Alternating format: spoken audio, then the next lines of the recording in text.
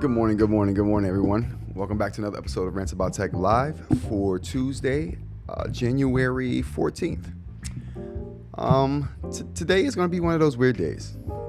Today's definitely going to be one of those weird days. We're going to be talking about the Note Max, a device I don't have. So let's put that out front. I know the title says Note Max reviews are out, not mine. These are people I trust. We're going to go to some outside resources. Let's talk about the Note Max today. I've been really waiting to talk about this for one reason. I've been reserving my opinion on this for one reason, and that is for one of the subscribers to the channel, Jay, one of the members of the channel, moderator of the Discord.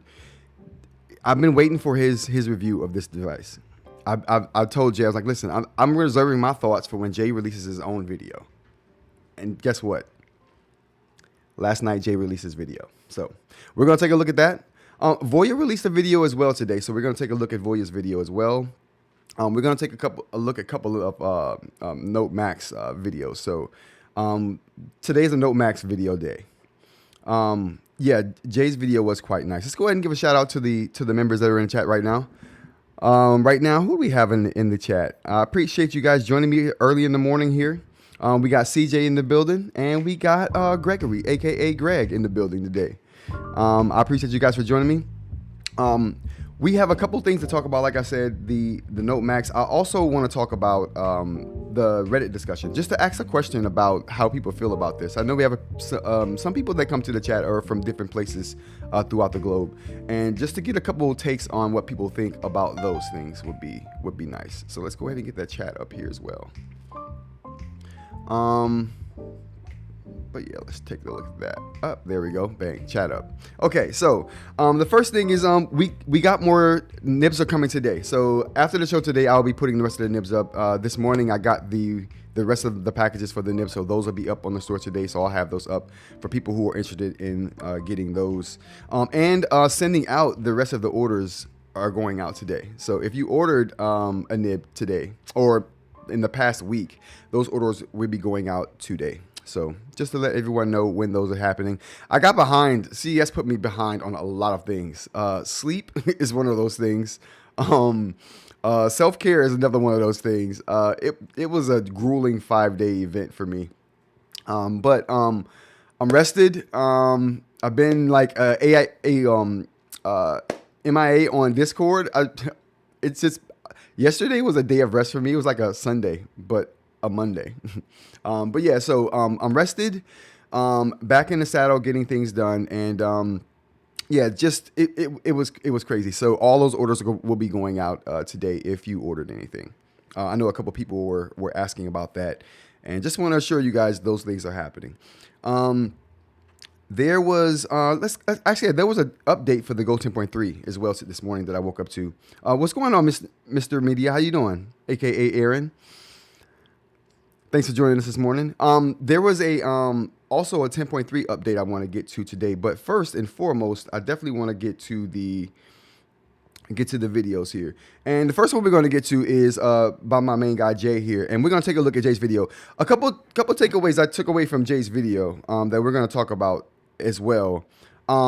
Anytime you guys have a opinion on the Note Max, go ahead and throw it out there. We'll talk about it. One more thing I wanted to mention to the members too who are seeing this. So from now on for the live, I repurposed one of our live chats to be a live chat topic suggestion. So basically, the members of the channel will be able to go in and throw in a topic into that channel, and I'm gonna keep that channel up here. I think what do we got here? Do we have it? Yeah, there we go.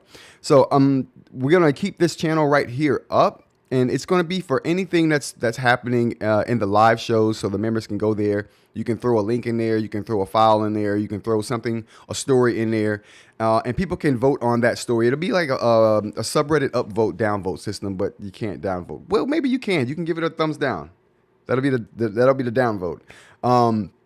But if you throw it in there and it gets enough votes, or if we get a lot of topics in there, then we'll do it by the vote system. But if I get like one topic in there, obviously we'll hit that one topic. It'll be a way for in case the chat in the live YouTube chat gets really busy, and it'll be a way for the members to kind of throw something in to make sure that I see it.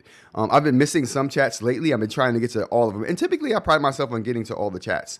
And so we can get the viewer questions out there, because I think that's very important. The user engagement, or not user engagement, but the viewer engagement, is very important to me. So this will be a way for at least the members can get their thoughts out there, and it'll be seen in a less convoluted way when the normal chat gets busy. So and it'll allow us to do things that you can't do with a normal YouTube chat, which is like show files, show links, and just upload a video, you know what I'm saying, that I can take a look at and just kind of play right here in this particular window. So that's going to be a useful tool for the live going forward. But yeah, so let's go ahead and get right to the Note Max here. And like I said, this first video is going to be by Jay.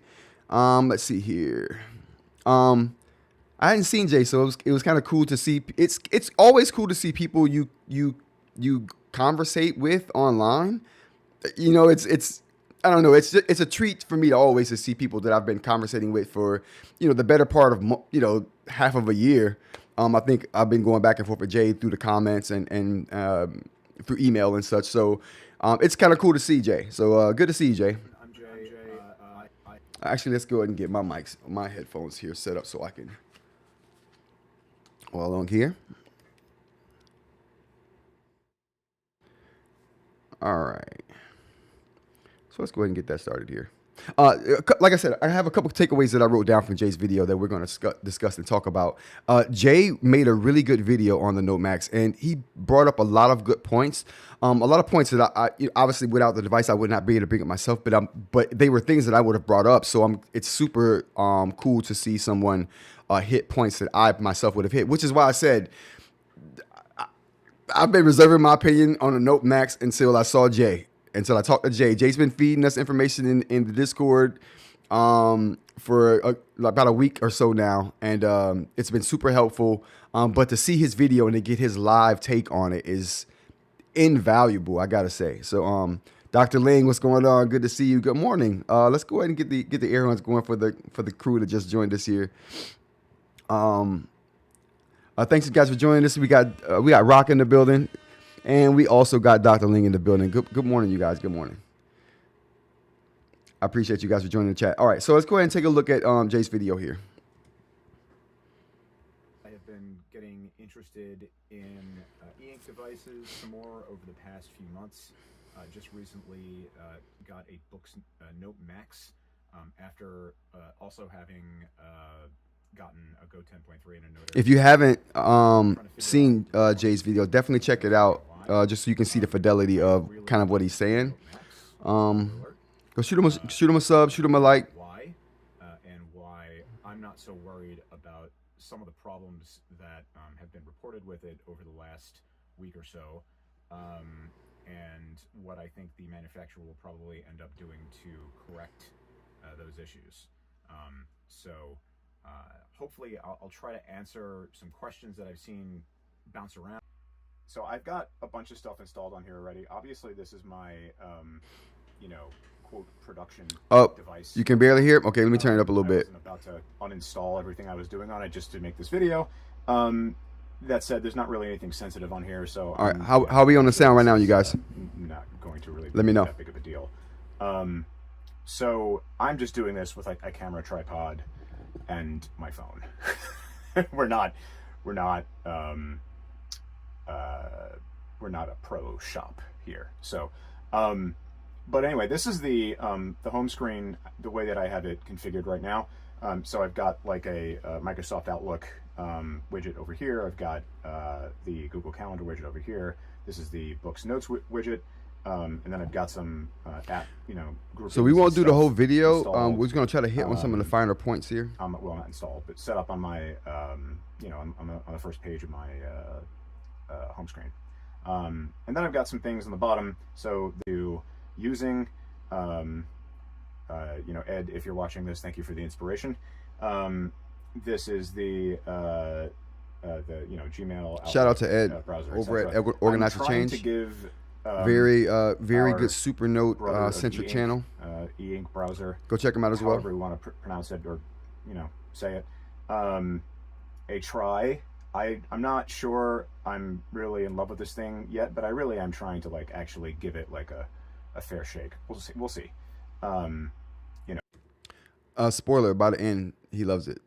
And then we don't really have anything else interesting here. So, with some caveats. There are a couple of things that I've found that might be nice from like a demo purpose for some things that I'd like to show you guys. So, so already you can see, if you're looking carefully, there's a little bit of ghosting on the display.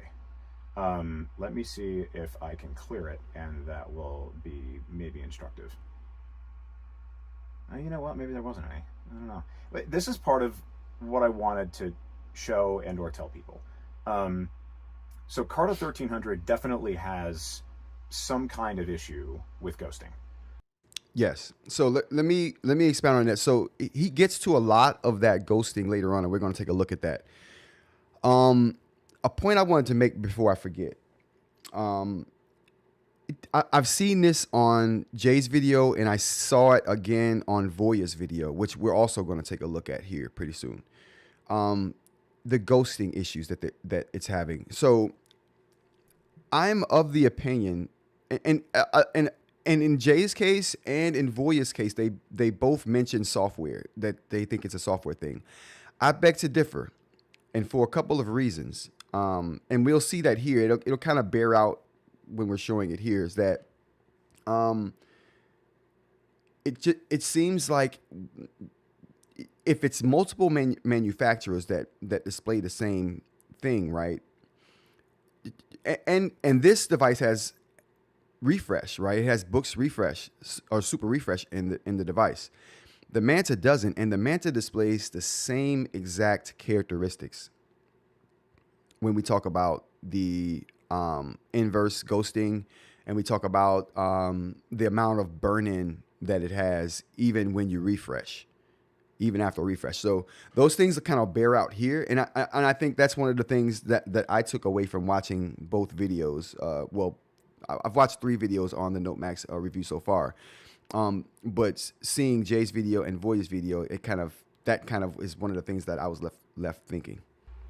It's its own animal when it comes to, and I say the hardware because I talked about the new backplane technology that the eInk Corporation has gone with the newer panels, and maybe that's something that's causing the issue. Maybe that technology is something they have to iron out these issues with, because this newer technology they're using is not as mature of a technology as the previous backplane technology that they were using, and the main difference being the materials that they're using to create these backplanes were put in place to give more efficient battery life, to give a faster refresh rate, and so maybe these things that they did to make these improvements are causing these drawbacks. And I honestly think it seems like to me that it's a problem with the underlying display technology.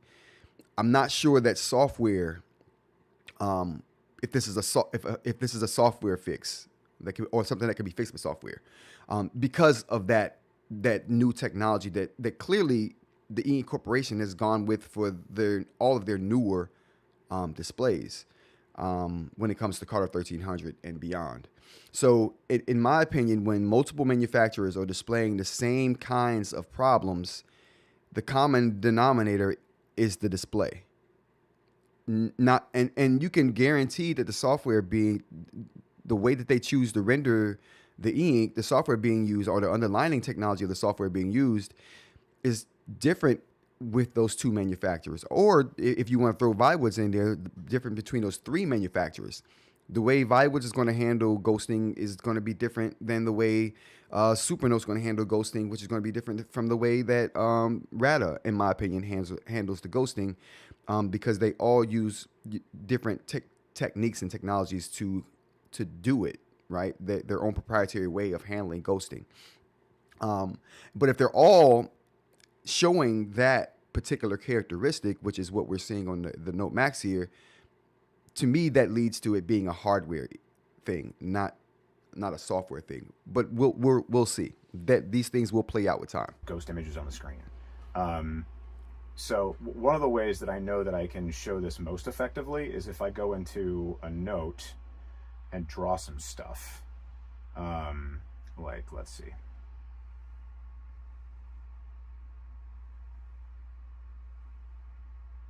Okay, so let's do like a shape. We'll do low. And also something I'll say as well, the background of these Carter 1300 displays are all darker than the backgrounds of the Carter 1200 displays that I've seen.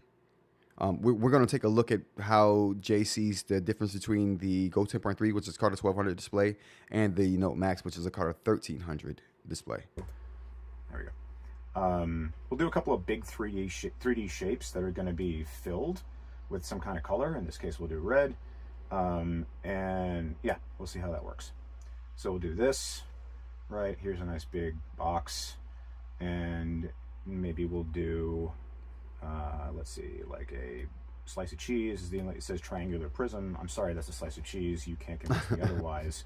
That's very, it does very look like a slice of cheese. A fine piece of cheddar. And then we've got, let's see, we'll do a sphere over here, right? And so I think this is probably sufficiently, what's the word?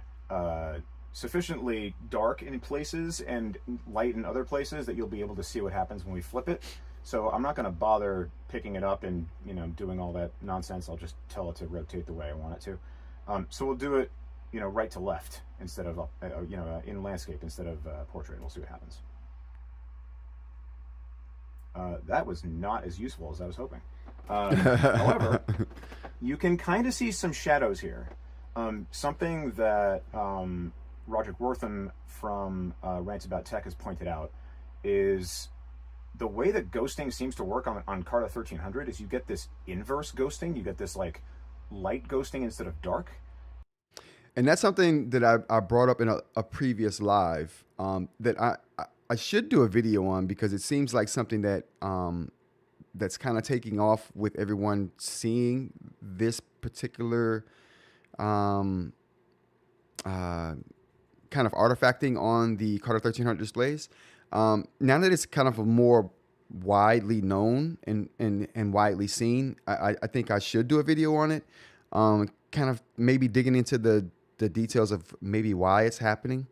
We also had a very good conversation in the Discord about how the developers choose to display black and white pigment in these ink displays, and the fact that they have a numbering system where they can apply a number to the darkness or the visibility of certain pigment on the screen between a certain range from 0 to, I can't remember what the upper end of that number was.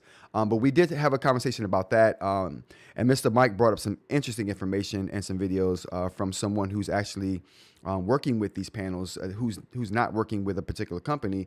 He's just kind of on his own working with those things and figuring how they work by himself, and kind of sharing that information with the wider community. But I definitely think that there's a lot that can be said about this particular technology and how the Carter 1300 displays are displaying the pigment versus how Carter 1200 displays the pigment. And I think that might make a very interesting video. Let's go to the chat real quick before we finish up here, or before we go back to the video. The Rock says, I also think the ghosting is bad software implementation. Voya showed the difference between the BSR and full refresh, and full much better at removing artifacts. Should be able to fix with firmware update. That's an interesting fact. He also showed he had to do a full refresh multiple times. So it wasn't just a full refresh that did it. Like in my case, that could be a software thing. But the fact that it took 3 full refreshes just to get the slate clean, that was a bit concerning to me. And that to me says that, especially with BSR, and the Note Max has BSR. So if you're having that problem, if you're having ghosting issues with a device that has software and hardware designed to fix just that issue, and it's not doing it correctly, even through multiple passes, like I said, I don't really know, and which is why I said maybe this may be worth doing a deeper dive into, and kind of doing a video on specifically this, and doing some serious research on it. Dr. Ling says, saw something similar someone did with the Remarkable Paper Pro, where they messed with the voltages to increase contrast on Reddit. Yeah, and that's the thing. You increase the voltage slightly, from 0 to upper end. I'm not sure what that upper end is. And that increases the visibility of certain pigment. A negative voltage increases I think the white pigment. No. Negative voltage increases the black pigment, and the positive voltage increases the visibility of the white pigment. And in my research, I know that to be true just from looking at the code and reading the information that Mr. Mike put out there on the Discord. It was very interesting. It was very interesting, nonetheless, learning that tidbit. But like I said, these Carter 1300 panels are just darker, naturally just darker in nature. And I think they increasingly get darker as you use them. Like as you write the first stroke, the darkness starts to take hold and starts to decrease the contrast of the display. I can't prove that yet, and that's one of the things I want to test. But we'll get there. Like I said, I think I will do a full video on just that topic. You can kind of see that there are lighter areas here and this inverse ghosting is something that's unique to Carter 1300 as well.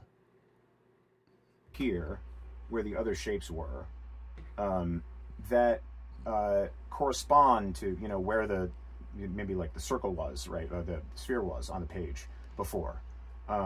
Maybe we'll make the color darker so we can really get like a picture of oh, that's right, that doesn't work if you swipe down from the wrong spot, does it? Let's see.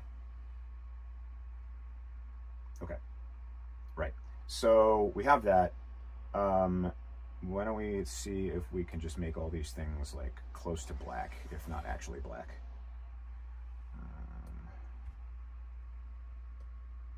Okay, maybe like a really dark gray or something. Sure, that works. And now we will turn. Oh, that's a way better. Yeah, we're definitely going to be able to see the inverse ghosting with these darker shades of black. Let's go to the chat before we go back to the video here. I caught the Rock says I caught multiple times as well, but since it eventually worked, gives hope that it can be addressed. A strict hardware problem would mean ghosting wouldn't be more permanent. No, I don't think it's a. I think we're referring to this Carter 1300 issue as a problem, and if I don't want to make it seem like I think it's a problem, I think it's a characteristic of the technology. You know, I think and I think Jay mentions this in the video. I think it's as simple as it's a trade-off of having the faster refresh, or some, you know, maybe the pigment stays closer to the surface, which allows for the faster refresh. You know what I mean? And in that way, it could be a hardware issue, a hardware thing, but not a problem. You know, if that makes sense at all. But like I said, I think it's hardware, not software, even with because of the multiple times. But the fact that it can be taken care of eventually with multiple swipes, does that mean that it's something that can be fixed with software? Probably. But I think it would be a software fix to a hardware problem. And those things exist as well.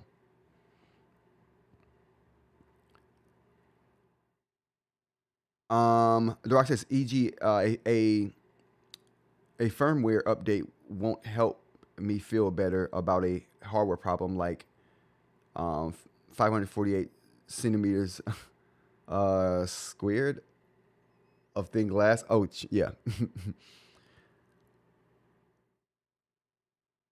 Yeah, it says, makes sense. Yeah, a characteristic of the 1300. Hope they can figure out a software fix. Yeah. And that's what I was saying, Rock. It just seems like it's a hardware thing. I think it's just a characteristic of Carter 1300. And like I said, Jay alludes to that fact, that he may be leaning that way as well in this video. But it's just one of those things that I think it's going to be a software fix to a hardware problem, because they're going to keep these panels. It's not like they're going to scrap the Carter 1300 panels. You know, they're gonna do better with the next one, the Carter 1350 or the 1400 or something like that. But I think they're going to just apply software fixes to this. Okay, let's get back to it. Okay, it's a little more visible now. It's still not that strong, right? Like here's where the sphere used to be. Here's where the whatever that was, the cheese used to be, right? It's not that strong, but it's definitely there. And it's also not super consistent in how it displays itself. So I don't know entirely what to make of that. My theory on what's going on with this is that it's basically still some kind of software issue, either with the BSR, the Boox Super Refresh controller that the FPGA that like basically cleans up after deghosting operations, or it is something that is in a part of the display controller that is common to multiple different devices, including like the Supernote Manta and the Viwoods full-size device, because they exhibit the same kind of ghosting in some ways. And in some ways, the BSR on this cleans it up. So I honestly think it's going to take some time to really figure out like what it is that's going on, which I think is part of the reason why after Boox's update that they pushed a few days ago, we're still having the issue. It's not as bad, but they're taking their time figuring out exactly what settings they need to change, what kind of things that we need to figure out in order to get this issue mostly, if not entirely, patched out. So we'll see. So those rotation tests I feel like help. There were a couple of other things I wanted to show. All right, let's go forward here a little bit. Let's look at... I'm going to try and see if I can put together a video that shows the Go 10.3 and darker or lighter, the way around. By the way, here's some more ghosting, right? So here's that, here's this, right? That's all left over from the control center. And so if I do this, I can make out that I can make out that it's ghosting. not doing like a. We'll see the ghosting more in Voya's video as well. And I think that like Voya it really is really visible there. Because pulling eInk down to full white actually consumes a fair amount of current. So if you look at the specifications, which all I can think of is Mr. Mike. Mashup Mike from Rants About Tech's chat pointed out, if you look at the specifications, pulling eInk down to full white actually does consume a fair amount of power. So there's some kind of trade-off happening between pulling it all the way down to like full white and maybe going to just like a shade of gray, or not going far enough, right? And then having these in-between states that are like less satisfying. And I think that's what and that's why I say it's a hardware thing, the in-between states. And I think that in-between state may be, like I said, a technique being used to quicken the refresh rate, if that makes sense. Like if you have, it's the difference between you having something at a really low state of power, right? Not ready to do anything. And then you have something else at just a slightly higher state of power, some energy ready to move whenever. It doesn't have to excite to the level that you would have to excite this lower level of particles.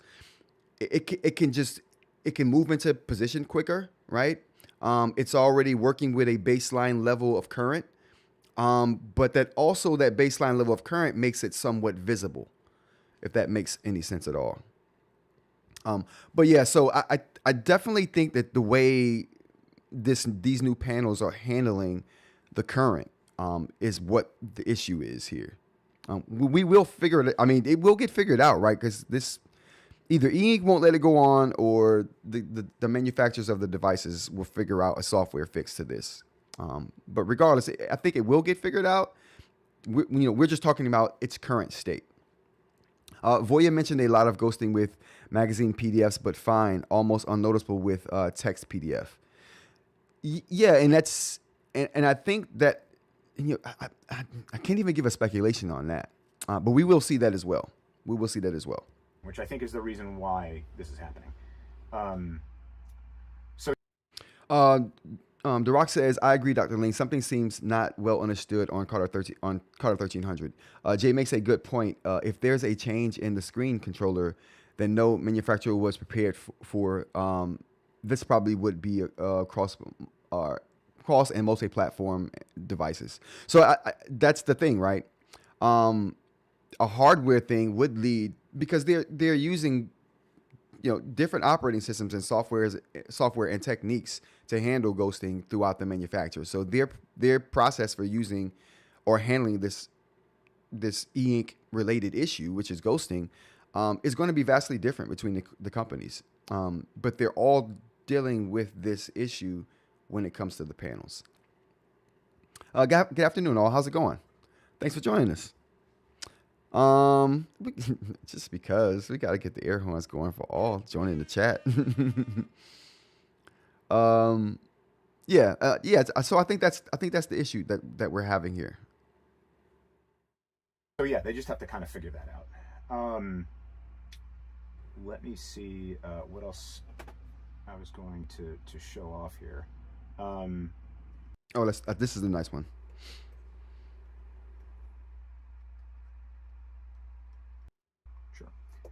So now we have all right, so this is very cool. And in this example right here, Jay pretty much sold me on the Go 10.3. This sold me on the not the Go 10.3, but the Go 13.3. This example right here sold me on the Note Max here. Because when I saw this, I was like, okay, that is a reason. Like, this is a reason for me to go with this device. And we'll see here. That, I don't know. Let's see what happens if we just select. I have no idea why I did a full refresh there. Oh, it might have been like a count thing. Okay, that's a bit big. All right, so what he's showing here. I don't know. Let's see what happens if we just select one of these. So what's happening here is he's created a multi-layer document here, which is what I would did. Like this is why I said I was waiting for Jay's review, the only review that matters to me, because he literally does the things that I would be doing, and I knew that he would, and I'm like these are the things I want to know. Like this is what I would do. These are things that I want to know. That's why I'm waiting for Jay's review. But this is literally one of the things I would have done is use layers to see if I can trip the system up. What happens when you have to deal with multiple layers, moving text, moving objects? This is real deal science right here. This is real deal science. He should have put a lab coat on for this. Items from a different layer, and just see how it drags.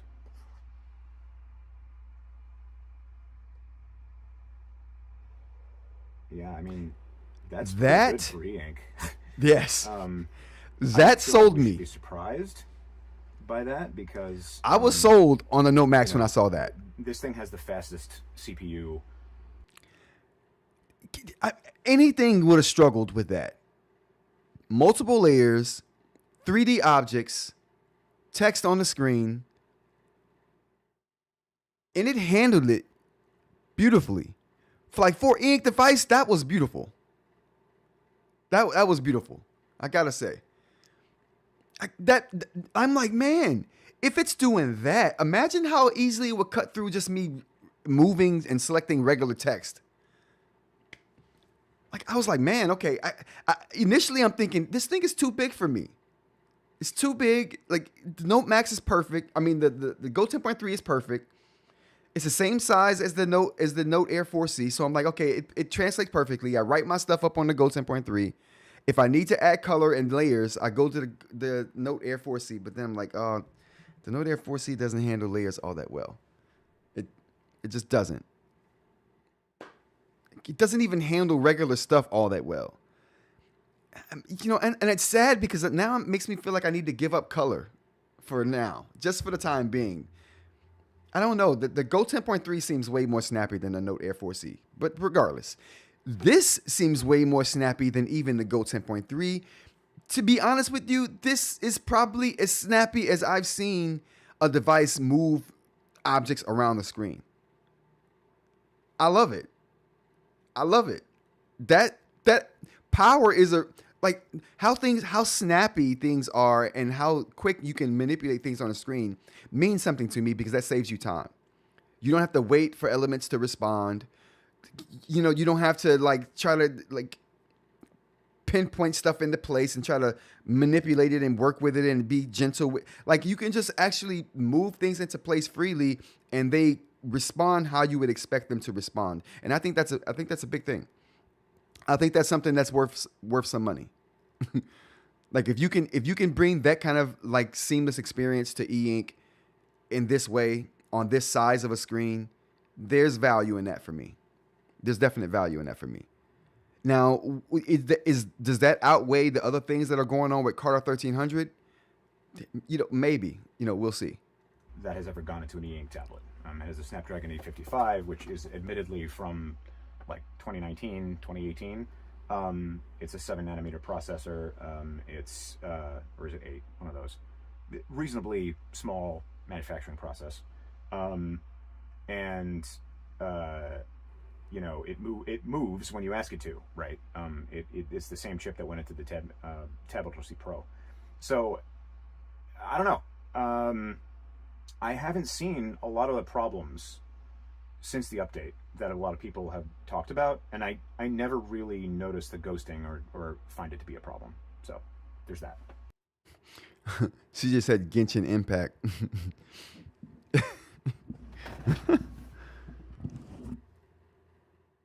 All says she got the Note Max delivered. Awesome. Let me know what you think, all.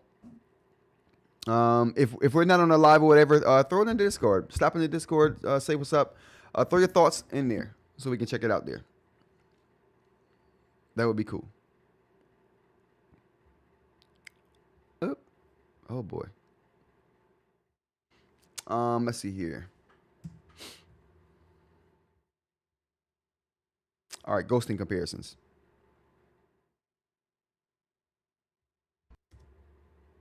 The darks are darker in this case in the same note. All right, so is it me? I mean, I think he mentions this in the video, but the Note Max seems a bit on the reddish side. The background it has a slight reddish hue, kind of like the Note Air 3C did. Between the Go 10.3 and the Note Max, like if you look at the color of the cube, it's definitely darker here, right? Absolutely. And it's a little bit lighter here. And similarly, I don't know exactly. Yeah, like maybe the Go 10.3 is a little bit more yellow, just like a little Absolutely. bit in the. Yep. He calls it a bit yellow. I think it has a reddish hue. I mean, my color palette isn't really all that good. I'm not going to lie to you. So maybe his eyes are seeing yellow and it's actually yellow. I'm seeing red though. But regardless, it definitely has a tint to it. Put it that way. We can all agree it has a slight tint to it. In the back. And it's lighter. The Go 10.3 is just an awesome device, man. I'm like, what can I say? Every time I turn around, I'm like, it's just good. It's just they don't even know what they did with that device. They probably just put it out thinking, oh, it's gonna be a Remarkable 2 competitor. No, this thing is competing against. It's punching way above its weight.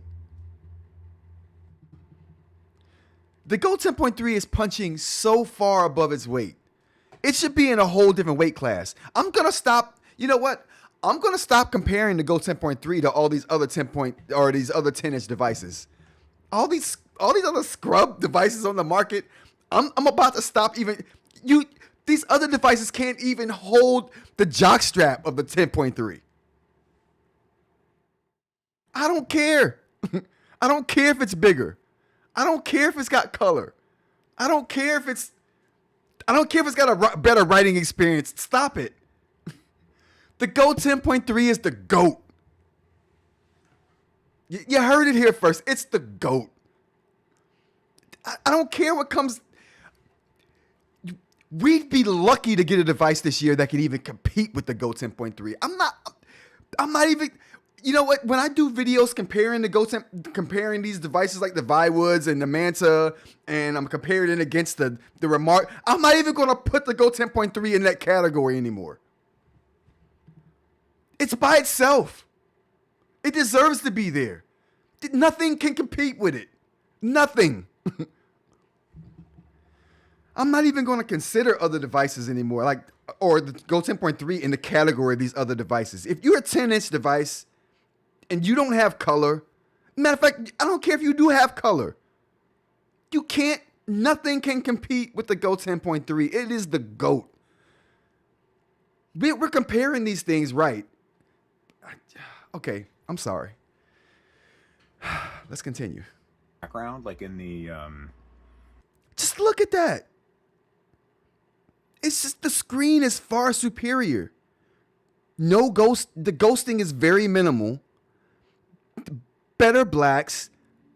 Better background color without the tint.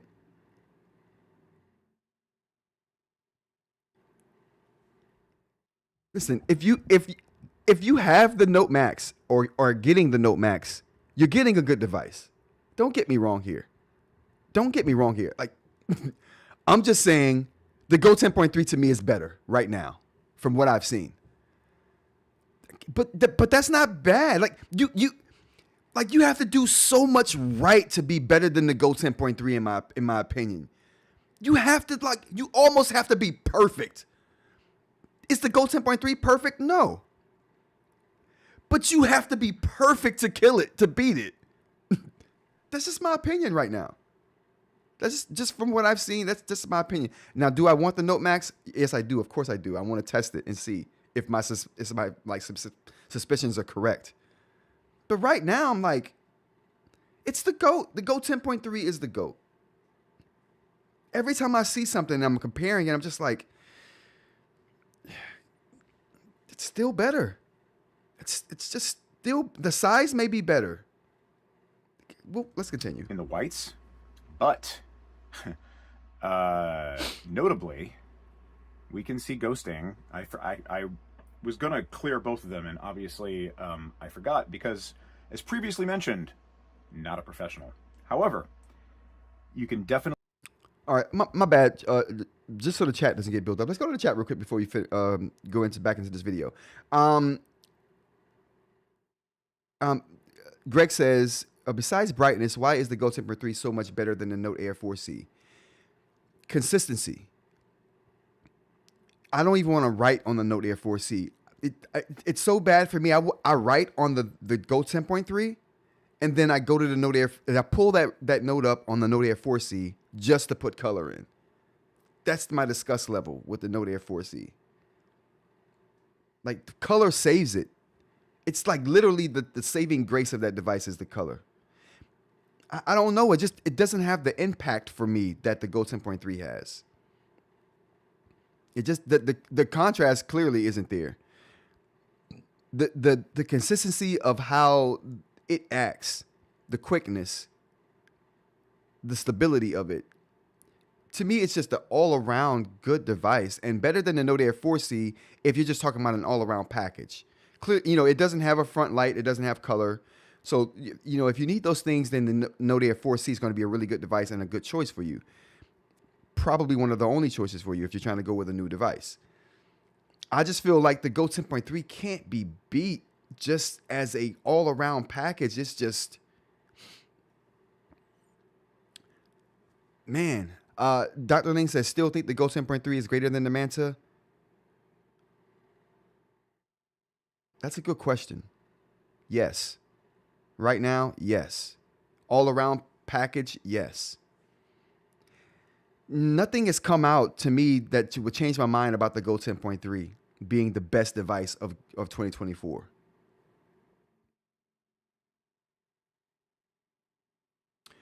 Dr. Ling says, I guess I should specify my question for note taking. All right, so I'm going to say something right now that I haven't said, but I've been thinking for a little bit now. I'm using the Nomad more than I am the Manta. I don't know what that says. I use the Manta for bigger things, but I use the Supernote platform. To me is like to me it's a second brain system. So in that second brain system, having something small that I can carry with me at all times, handle with one hand, and not get fatigued by it when I have to stand and write. That's the thing. That's like the thing right there for me. Like when you, like if I don't know, I don't know. For second brain stuff, the Nomad is the perfect solution for me. When it gets bigger and I have to think about, holding it a certain way and not being able to do certain things because of the size, I don't know. The Nomad fits in the console of my car. I don't know. I use the Nomad just as much as I did before. So if the Nomad is my favorite Supernote, and it is right now, the 10.3 is better than the Nomad in that sense. If I'm being honest, in that way. But it all depends on what you want and what you need. It's so use case specific, right? I can only tell you my opinion about what I like and for my particular use case. But as far as overall devices for eInk, right now, the Go 10.3 can't be beat, in my opinion. Like, it's the device I would suggest to anyone jumping into this. Now, if someone just said, like, I need a paper replacement, then the Supernote platform is going to be my choice. If you want a paper replacement, a notebook replacement, that's the Supernote. But if you want an e-ink device, you know what I mean? If someone says what's the best e-ink device you can offer me that I can read on and write, that's going to be the Go 10.3. But if someone were to walk up to me and say, hey, what's the best ink device for note taking? If you just want to write down notes as a paper replacement, that's going to be the Supernote platform. Now, which one you get as far as the big or small is going to be your use case. But just speaking about platforms, yes. And it's weird because to me, there is no winner when it comes to the Supernote platform. The Manta or the Supernote, it's like, that's just use case. Like, do you want the bigger one? And to me, the bigger one isn't inherently the best one for all situations. It's got its points where it is better, but it's not inherently the better one of the two in all situations. But for me, when it comes to the Boox devices, there's nothing that comes close to the Go 10.3 right now. And that's platform wide, which is kind of different than how I see the Supernote platform. You could get either one of the Supernotes and I think and be happy with it, regardless of what the size is. Like I said, it could be use case specific, but I feel like you can get either one of those and you're going to get the same experience because it's pretty much the same device, just bigger size. But when it comes to the Boox platform, there's so much variation, so much, like what we see with the refresh rate here, or not the refresh rate, but the ghosting here. And like I said, you still have that problem because of the 1300 panel that's on the Manta. So there is a trade-off there to be had. But yeah, I see the two platforms differently. Going to the chat, we have Dr. Ling says, did we ever get that Kindle on Manta demo? No, but we can do that because I actually got the account set up. And I think, was that you, Dr. Ling, that brought that up? Or was that someone else that brought that up? I couldn't remember who the original, who made the original comment about that. But if that was you, then we can do that today. Greg, aka Gregory, says this is Rants About Tech. Absolutely. I'll go off on a rant. So apologies to anyone who's not used to that. Dr. Ling says interesting. I bit the bullet on the Manta and am looking to find a new home for my Go 10.3 and Note Air 3C. Oh yeah. Second brain stuff. The Supernote can't be beat, in my opinion. It can't. There's nothing that can even compare to it. And I'm glad someone brought that term to, I think that was my brother, brought that term up in a way that really that hit home for me. And I think that it describes the Supernote platform beautifully. It's a really good second brain system for me. Dr. Ling says, writing feel is a big factor for me, I suppose. It wasn't me originally, but I also wanted to see. Okay, cool. We can definitely do that today. Definitely see these darks here, right? So this is different because it's not the reverse ghosting that we saw before. So I don't know what the hell's going on. So so I can explain this right here. So what Jay is referring to is the phenomenon where you initially get inverse ghosting, but after that inverse ghosting, it's not going to, you're always getting the inverse. Okay. So initially when you write something on here, like what he did with the box, you get the inverse of what the color is, which in this case, he's got a black box. The inverse of that is going to be a white box, right? After you do that again, you get the inverse of the white, which is going to be the black. So you're consistently getting the inverse of what you have there. It's always going to give you the inverse of what it was previously showing. So if you move a black box somewhere and move that black box out of the way, it's going to show you the inverse of the black box there, which is a white box.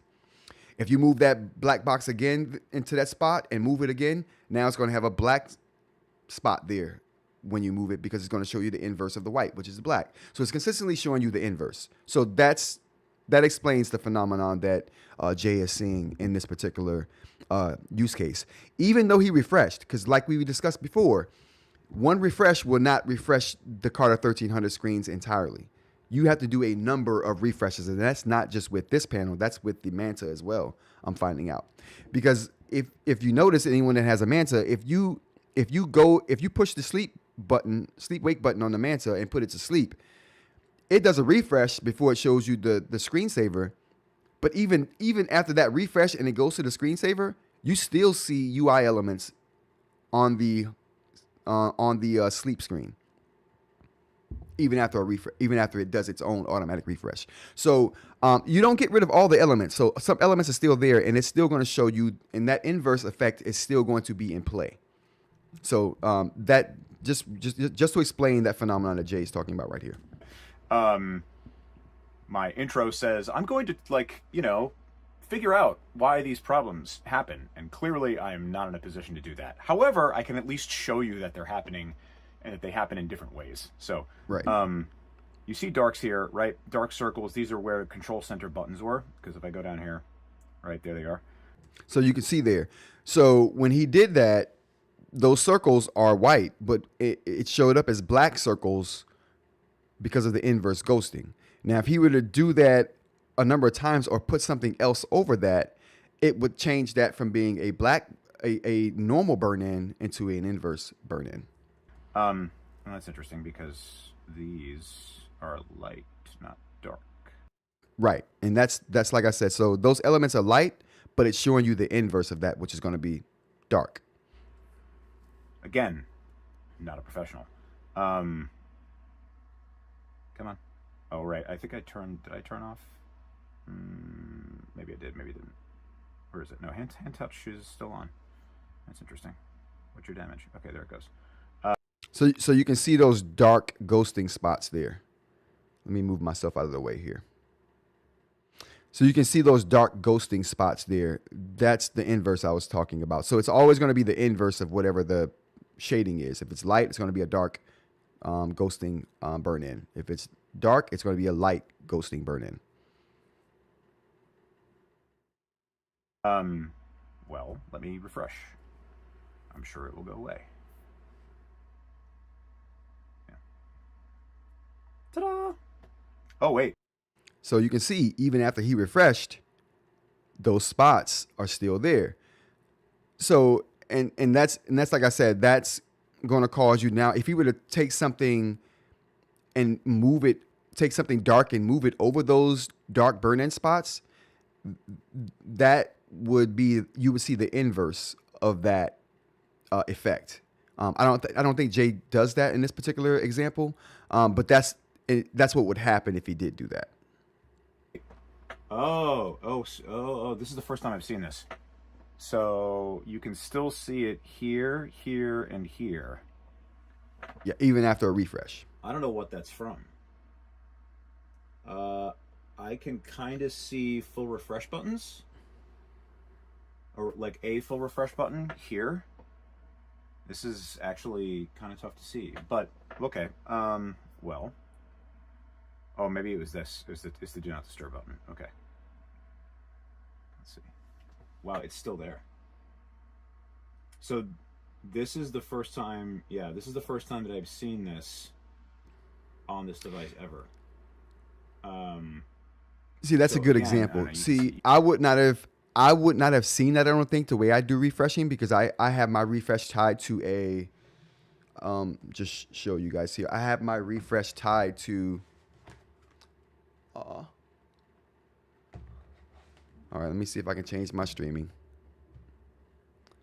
I have my refresh tied to,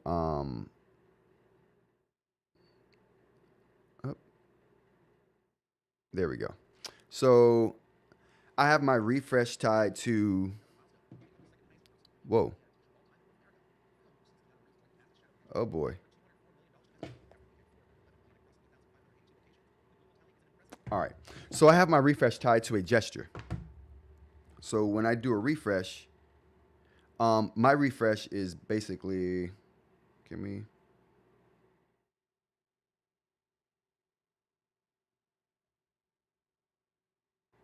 so when I do a refresh, it's essentially that action right there. So I don't have to have a UI element down to do a refresh. So I really would not have seen that because it's just not how I handle the refreshing. So if you do handle refreshing that way where UI elements are down, that's kind of the effect you're going to get from that, which I thought was very interesting because, like I said, I never would have seen that doing refreshing the way that I do it. All right, we got these guys. Now we will maybe, first time I've seen this. So you can still see it here, here, and here in my particular kind of like weird LED indoor lighting before. So this is interesting. Now, I also wonder what happens if I refresh it from down here. I wonder if it's the fact that the, you know, the menu is the last thing that's there when you hit refresh. Someone just put a really good question in the chat. Let's get to that real quick. Dr. Ling says, writing feel is a big factor for me, I suppose. Wasn't me. Oh, that's the Kindle question.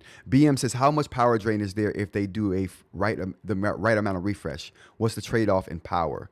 If programming isn't the issue. Okay, that's a very good question. I hadn't considered that.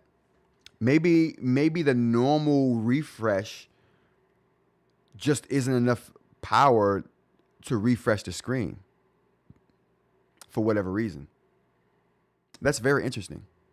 And I think that's a conversation we're going to probably continue over into the Discord too, BM. I appreciate that. Let's see.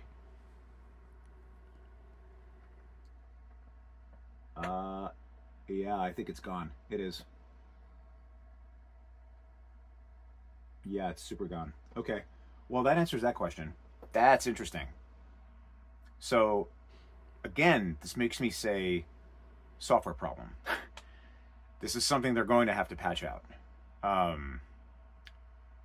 So maybe I am coming back to, thoughts on how they're going to fix this eventually. Also, I don't know if you saw that just now. Yeah, I'm glad to mention that. I'm not sure if you guys saw that either, but let's go back to that. So I think it's something about the way BSR does something when it refreshes the screen. So the Palma 2, which I also have. So maybe I am coming back to, thoughts on how they're going to fix this eventually. Also, I don't know if you saw that just now. Right. So the screen or that flicker of the actual object, I think that's BSR doing. I think that's BSR doing localized refreshing, kind of like what the Remarkable Paper Pro does. And I'm very, very interested to see, because these objects that Jay has on the screen, I think he did those in red. Like it doesn't show up as red, obviously, on the Note Max because the Note Max isn't a color device. But you can choose colors on this device. And if I'm not mistaken, Jay chose red as a color to use for these particular geometric shapes. If that's the case, I'm wondering if it's doing the same kind of localized refreshing that the Remarkable Paper Pro does because of the color, which I thought was interesting. But that's certainly a bit of localized refreshing going on right there, and I'm gonna show that again here. You can see the square. You can see the square refresh itself a little bit. Okay, well that answers that question. That's the cube above the triangle, or the this makes me say software problem. This is something they're going to have to patch out. So maybe I am coming back to thoughts on how they're going to fix this eventually. Also, I don't know if you saw that just now. Right around here, a bit of localized refreshing going on there. Flicker. This happens on BSR devices. It happens on the Palma 2, which I also have and forgot to mention earlier, where you can see it does this weird like pulsing thing sometimes. Only happens on BSR devices. I've never seen it happen on my Go 10.3. I have seen same here. I noticed it on the Note Air 4C was when I noticed it. But I didn't, I'm always using color on the Note Air 4C, so I haven't tried it with black and white, but it would be interesting to see, and I think I will do that test just to find out if that's kind of what's going on there. I've seen it happen on the Note Air 4C, and I have seen it happen on the Note Max. So I think it's something about the way BSR does something when it refreshes the screen. So yeah, I don't know. Okay, so for a second there, I was like, oh God, did I do something to damage my Note Max screen? And now I can't get rid of this, control center. And he's doing layers there too, which I think may play a part into that. I wonder if that's the forefront or forward most layer he has there that did the flickering. Button ghosting, but no, it's gone. Because I haven't tried this on multiple layers with the localized flickering. It's just happened on when I'm doing regular like shapes and stuff or any kind of object on the screen. It's just the fact that I did it from here. In fact, I wonder if I can make it come back. Full refresh with the control center pulled down. Let's see. Yeah, it's totally there. Wow. Okay. I might submit that as a feedback. Yeah. So that's something that I think this is a hardware thing. Now I'm not sure there's even much of a point because okay, so here's control center, right? Now if I do a full refresh, I don't think we're gonna see ghosting here. Let's see. I kind of want to turn something else on to make it. I'll use this. Okay. Ooh. It's do I see it now? No. So now. See how it's just. I think this Carter 1300. I really do. I think it's just the Carter 1300 that's causing these kind of issues. Let's go into kind of what I thought about Jay's video here. I thought the performance was awesome. I thought Jay pretty much described the performance kind of spot on. That inspired me to want to get it. That's one of the reasons I would get it, because the performance of it is so much better than even the Go 10.3. There's a trade-off there though. You'd be sacrificing the experience, right? I still think the eInk here may look better on the Go 10.3 even than what it does on the Note Max, because I do think that the background is brighter, and I'm not sure if Jay got to that point or not in his video here. I know he compared it to the Note Air 4C, which we're going to take a look at as well. I definitely want to see how that test panned out. We don't have a direct background. Yeah, we do. All right, let's just take a look at this real quick. Like we can just see right here, right? You can just see that the background is brighter on the Go 10.3. I mean, that's just evident just even looking at this shot right here.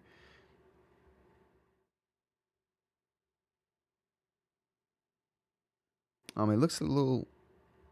Let's see if we can get both of them on the screen here.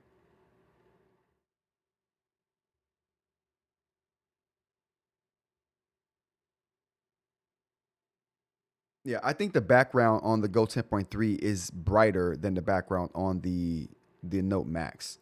I mean, is that a question here? I think we can all agree on that, if I'm not mistaken. And from Voya's video, I know that the Go 10.3 or that the Note Max isn't as bright as the Tab X screen. So, you're giving up, and to me that would be the main thing. The size, okay.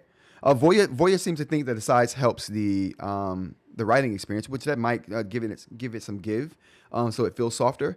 I can get down with that. You'd be given you're making concessions. There's trade-offs to be made there. Ghosting is the same on all Carter 1300 panels, which I think is they bear this out here with this particular display that Jay made. After full refresh, ghosting remains, but not on Carter 1200. So you don't get that after refresh artifacting still being there on the Go 10.3 or any 1200 panel that I know of that I've ever tried. I've never had a refresh problem with the Carter 1200 panels. Localized refresh on geometry. So that's something that we just saw here, the localized refreshing, which I think is something that is actually, you know what, you guys, how is the delay? I meant to ask about the delay earlier. Let me know if my voice is on pace with the video here. Because that's something I had a problem with the last stream that I definitely wanted to fix this stream. So let me know how that's working right now. If someone can do that for me, I appreciate it. The localized refreshing, like I said, I think I suspect it's something to do with the color, even if it's not a color device. that's something we're gonna have to test and figure out. I'm gonna get with Jay and see what he says about if he picked the color for the geometry or not. He says and also Jay puts in here that he's going to sell the Note or the Go 10.3 and maybe this Note Air 4C. And I'm just like, man, all right, cool, no delay. Thank you, CJ. I'm just like, man, I mean, and then I started thinking, should I sell my Go 10.3 if I were to get the Note Max? And I'm definitely going to get it. The power is why I'd get it if I did the Note Max. It would be the power. The writing surface, I think, for me, the Supernote still takes the cake for the writing surface king for me. But, and I don't know if Boox can do anything to like sway my opinion on that, even though the writing surface is really good on the Go 10.3. And I just imagine it's even better on the Note Max. That's not a thing for me on the Boox products because I in my mind, I already know who has the best writing surface. But is it worth the speed? Is what I'm asking myself. Is the Note Max worth me getting rid of the other products because of the speed? Maybe the answer is yes, maybe no. I definitely want to check it out to see. It could easily. The thing, I'm keeping the Note Air 4C around because of the color. That's it. The writing surface is a color device with a writing surface. It's cornered the market for that reason. So there's not really many options you have if that's what you want. You have to go with the Note Air 4C, so I kind of have to keep that around. So I don't. To me, I don't care how good the Note Max is. It could be better than the Note Air 4C, and probably is. I wouldn't be able to get rid of the Note Air 4C because of the color. The question for me is, do I want to keep my Tab device around, the Tab Mini C around, or is the Note Air 4C good enough for me to just go ahead and get rid of that? That's my dilemma right now. Or should I just upgrade to the Tab Ultra C Pro? You know what I mean? But like I said, again, color, writing surface, I need both of those. And the Note Air line is the only one that has that right now. All right, let's go to Voya's video here. Let's see what Voya's video just came out this morning, so it's a super new video. I'm not sure if you guys have had a chance to see by it. enabling this. We're just gonna skip around. Hello, in the editing. All right, so we're gonna skip around in this video, but he did make a few valid points that I want to get to. So let me go ahead and put this back up here.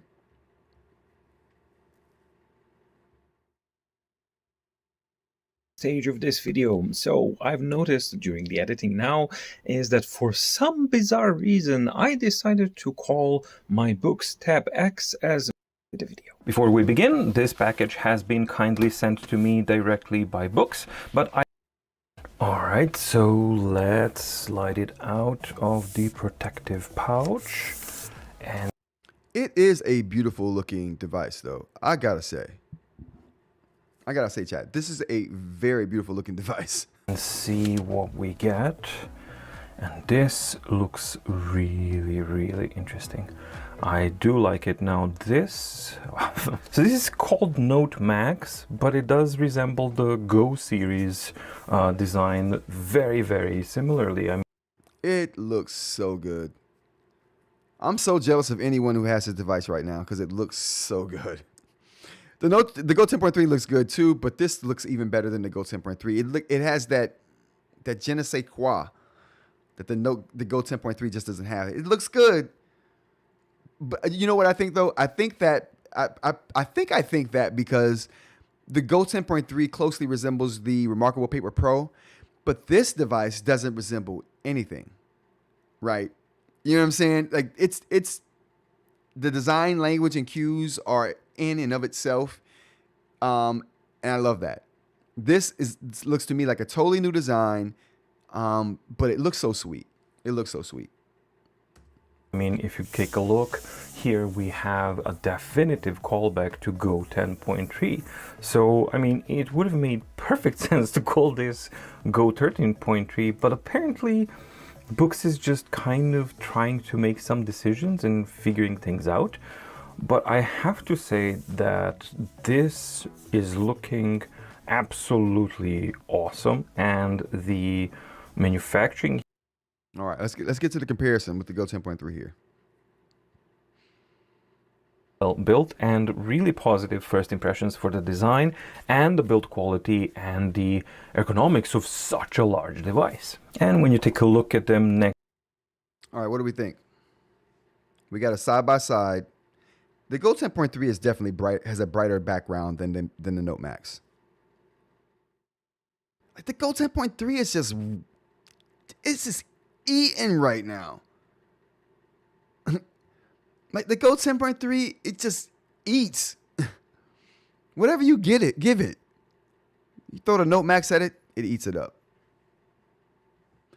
The Go 10.3 does look tiny compared to the Note Max. It does. But it looks good though. It's eating right now. It still looks good compared to the Note Max. Like I said, the Note Max to me looks better than the Go 10.3 only because it's different and it doesn't take its design cues from something before it, other than the Go 10.3, which took its design cues from the Remarkable 2.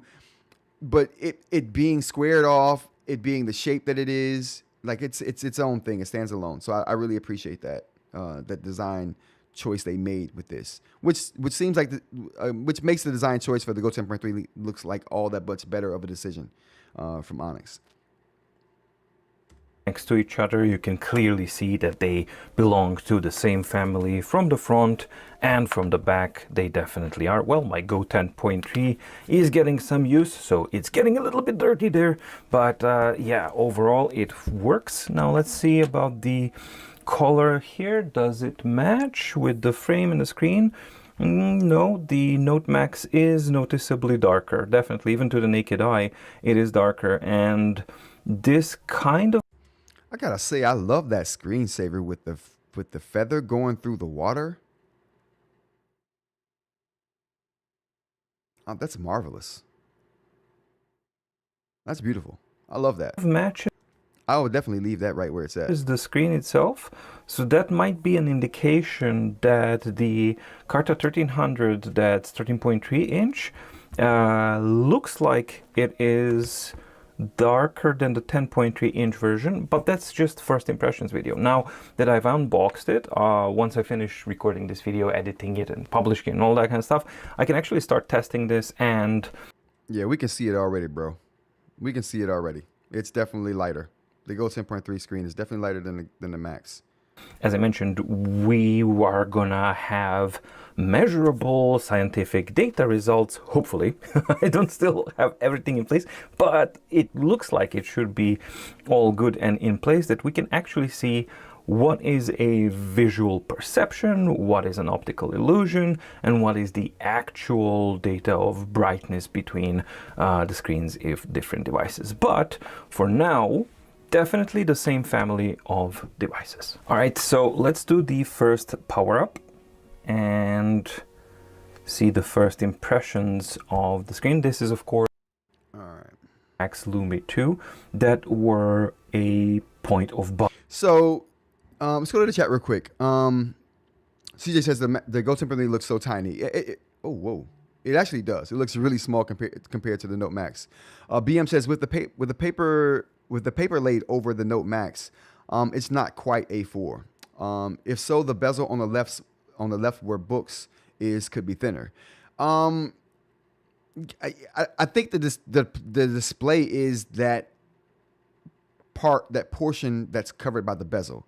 That whole left side where the white is and the Boox logo is at, I think that's all electronics and other things like that. That's not screen real estate. So whatever size this screen is, which is 13.3, that's what they're calling the A4 size right there. Can someone confirm that the size dimensions may be the same on the? I think Voya goes into the tab X on here as well. I think he compares the size and the shape of the screen to the tab X, so we can take a look at that and see what that would look like. But my suspicion is that's the screen size that's covered by the bezel and ends before with the white section on the left end or left side is. Bother for me as far as Max Lamy 2 goes.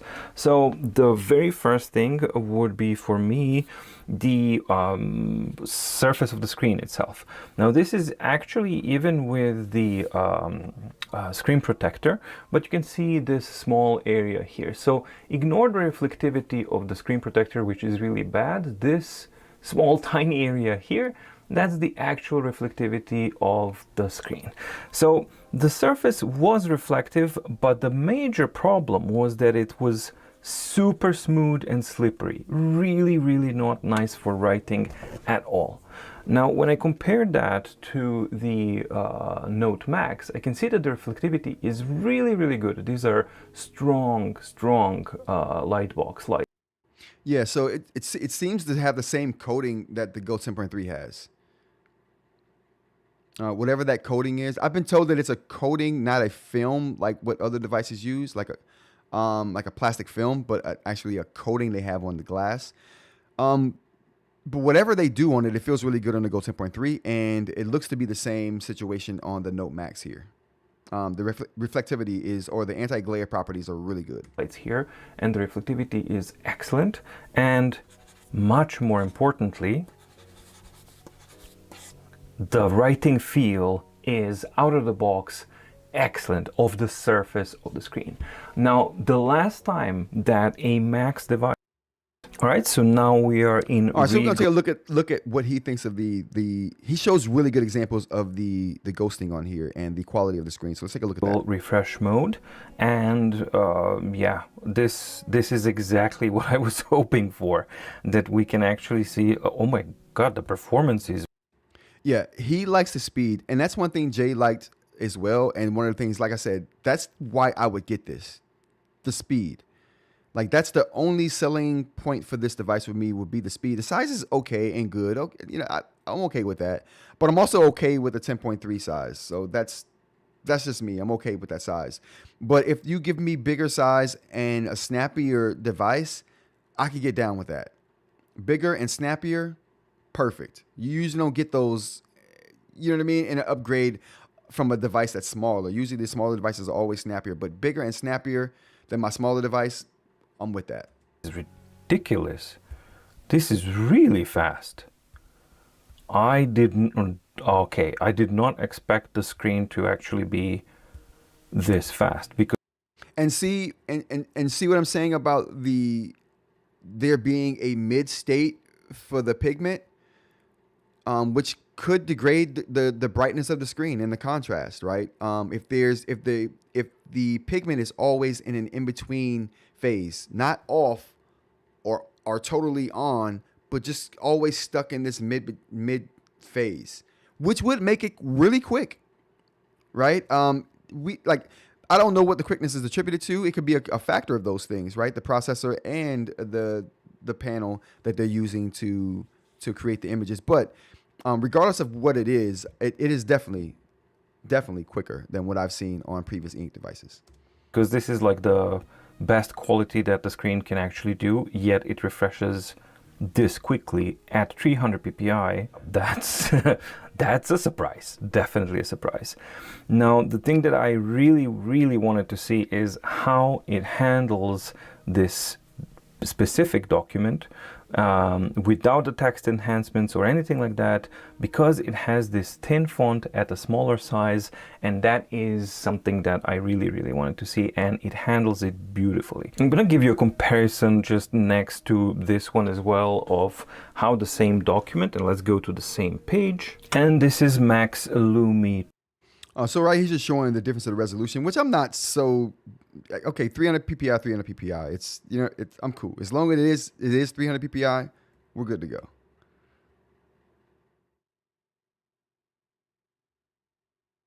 go. Take a look at the images. What's happening with the images once you flip a page? Whoop, and it does its thing. Whoop. Okay, that was a full screen refresh, but here, selectively deghosts areas of the screen that had a major change here. So that is some really, really smart stuff happening here. So that's an example of that localized refresh that we were talking about in Jay's video that we just previously watched. And yeah, definitely looking good. But for a speed mode, I really can normally use this type of image degradation for this type of document and get this speed. It's very impressive. So yeah, really good looking performance so far. So speed, awesome. Ghosting, not so much. Color banding by enabling dithering. So that is the typical type of, those are the typical settings that I would use on a document like this. And let's see the performance here. So this is really challenging for devices, eInk devices, to actually deal with the deghosting. And you can see that in normal settings here, we do get, absolutely we get the ghosting remnants here. So let's see. Yep, there we go. So we get the beautiful places here, remnants, and yep, there we go. And so right here, you can see the inverse ghosting happening with the lettering, where those letters are really black, but you get the inverse of that with the ghosting on these panels. Now that'll flip-flop throughout the course of using it, for the same reason I said before, which is that you're always going to get the inverse being laid over it. So if you lay something over that inverse image of that peaks and valleys lettering there, it's going to show up as being black, burn-in. And then if you lay something over that, it's going to show up as the inverse of that, whatever you lay over it. So it's continuously going to show you the inverse. So peaks and valleys, you can clearly see it, and here we can say this. However, there is a setting that you can make to basically force the device to do it as best as possible, the refreshments, and basically getting full refresh to deep mode and full refresh rate to 1. And that ensures that each time you do a screen page flip, that is gonna do a proper kind of refresh thing. However, as we've seen before, I don't think that it's properly implemented in all devices, and now we're seeing this on the Note Max as well. Sometimes they do react to actually. Again, he's going to try all he can to get this refresh to act properly, but nothing is going to get it to act properly. And again, for the same reason I think we've been talking about, that's just unique to the Carta 1300 panels. And if they fix it, it's going to have to be a software fix to this what I believe is a hardware problem. This setting, full refresh rate, being set to never, and then nope, it doesn't matter. So I don't really see that it is doing a proper deep refresh here, because the way that the screen and the fact that they even have a deep refresh option in this device, because I don't think I've seen deep refresh in any device, means they know about this refresh problem, and they're like, okay, this is a deep refresh, not a normal refresh. This is a deep refresh. It's going to refresh 8 times real quick. Yeah, I don't think I've ever seen that. And I just updated the Go 10.3 this morning.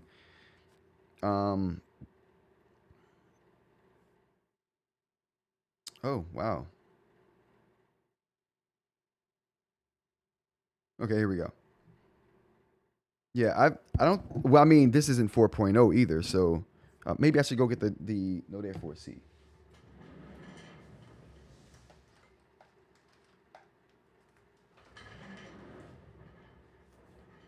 All right, so bringing up the Note Air 4C here.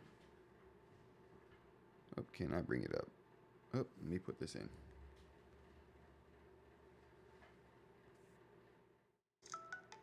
Okay, so do we get the deep refresh here? Oh, I got a new firmware that I haven't updated to. We'll update it in a bit.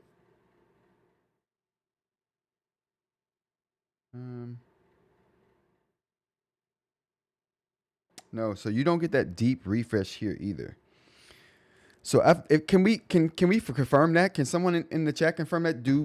Does anyone else have that deep refresh option on one of their devices? Do we see that on anything? Because I've never seen that before. That may be a Note Max specific thing. banding by enabling dithering.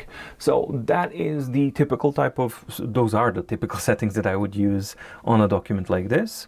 And let's see the performance here. So this is really challenging for devices, eInk devices, to actually deal with the deghosting. And you can see that in normal settings here, we do get, absolutely we get the ghost.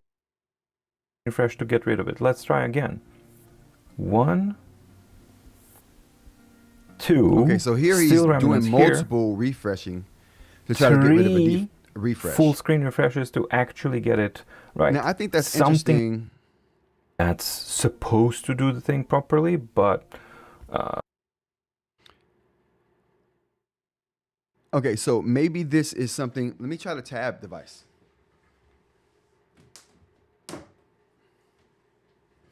All right, so I'm gonna look at the tab device here and see if I get the deep refreshing option as well.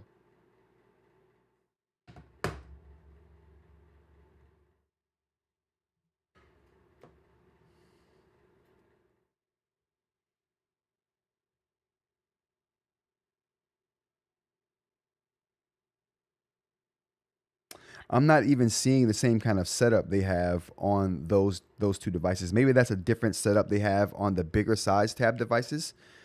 Yeah, I don't have access to that to know if that's one of those things or not. But it looks like one of those UI elements that's on the tab devices.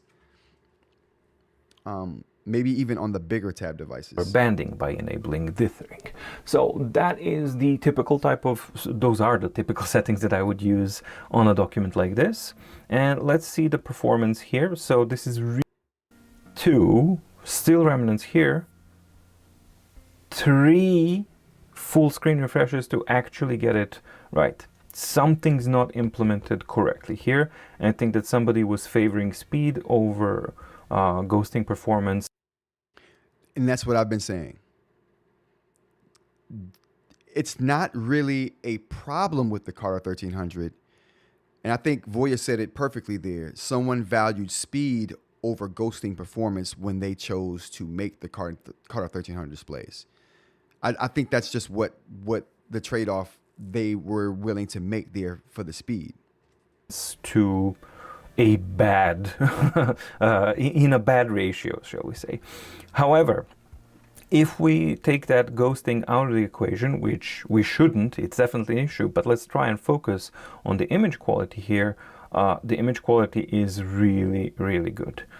This is a major improvement over the Max Lumi 2. The crispness, the sharpness of the images, the contrast of the image, and just look at this. I mean, this looks so good. It really is readable, and I've never seen that type of crispness, level of detail, and sharpness on a 13.3-inch device. Like I said, I'm impressed. Voya liked the writing experience. He did talk about the case a bit, which, you know, everybody is waiting for that keyboard case that they have there. But he had very favorable. Definitely go check his review out or his unboxing out. It's definitely informative if you guys want to see all of that. But the takeaways for me, were really the panel is darker. The ghosting is crazy, but we saw that in Jay's video as well. Is it software? Is it hardware? We don't really know. I have my suspicions that it's hardware related and that we're going to get a software fix to these hardware problems at some point. And I do think it has something to do with the new backplane technology. It's faster, more battery efficient, but at what cost? You know, I guess ghosting is going to be the cost of that. And we're used to that as eInk consumers, right? The ghosting. But that's one of those situations where you're going to have to make that decision. And for me, is the speed, it's all about the speed, not really the size. The size, I could leave it or take it. If you give me the same speed in the Go 10.3 that the Note Max has, I'm taking the Go 10.3 all day. I mean, that would just be my opinion right there. But yeah, let's go to the chat real quick. We have Mr. Media, or AKA Aaron, says I just don't want to carry around a 13.3 inch device. Same. This wouldn't be a carry around device for me. This would be a device that just kind of sat in the office. It would be an office. It would be my productivity device. Like I literally was planning on or plotting on the Tab X, but now I'll plot on the Note Max to be that productivity device. Can I handle the ghosting though? That means a lot to me. I'm not sure I can. I'm definitely not sure if I can handle the ghosting. All right. So Dr. Ling, we're going to talk about the experience of the. BM says it's lighter than the iPad Air. Batteries last way longer, and it's easier on the eyes. Yeah, I mean, there's lots of advantages to it, but the Go 10.3 has those same advantages. All right, so let's take a look here. What do we have for the Kindle? Ooh, I have to.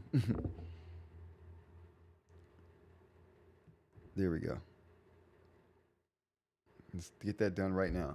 I do not have both of my Supernote devices online at the same time. Bad things happen when you do that. Really bad things happen when you do that. All right, Dr. Ling, let's do this Kindle thing here before we get to the Reddit conversation that I wanted to bring to the chat. What do we got here?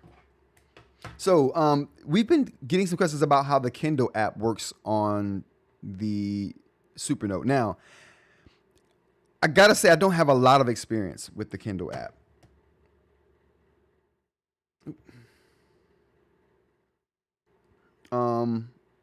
But I do like this book right here.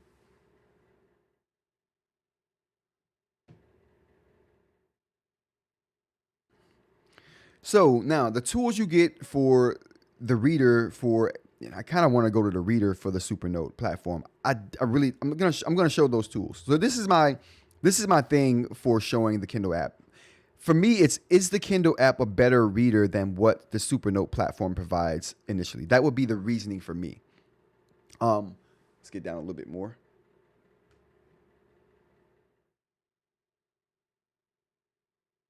Okay. Like, is the Kindle app worth it for something I'm using on the Supernote platform? And it could be. But let's take a look at the Kindle app here. Matter of fact, let's compare it to the actual reader.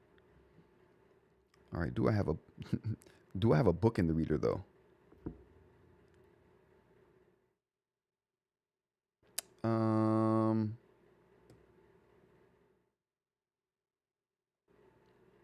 Yeah, we have a book in the reader.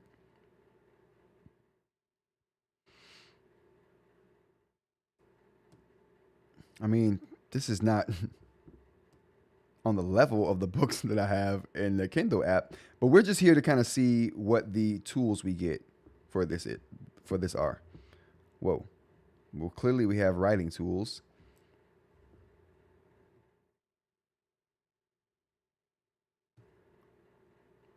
Okay, so for the tools that we get in the normal, like if we're using like an EPUB, this is what we would get here. And this is an EPUB file, as if you can see right here. Can we? All right, there we go. So we can see this is an EPUB file we have there. Oh boy. All right. Okay. All right. So this is an EPUB file. See if we can get this to stop shaking. And oh, good morning. Oh, whoa. Let's go to the chat real quick. We got some people in here. Good morning. We got my brother Larry in the chat. We gotta get the horns going. Good morning there, Mr. Goodman. And we got eInk in the chat as well. Thank you for joining us. Appreciate you guys. Right now we're doing a Kindle.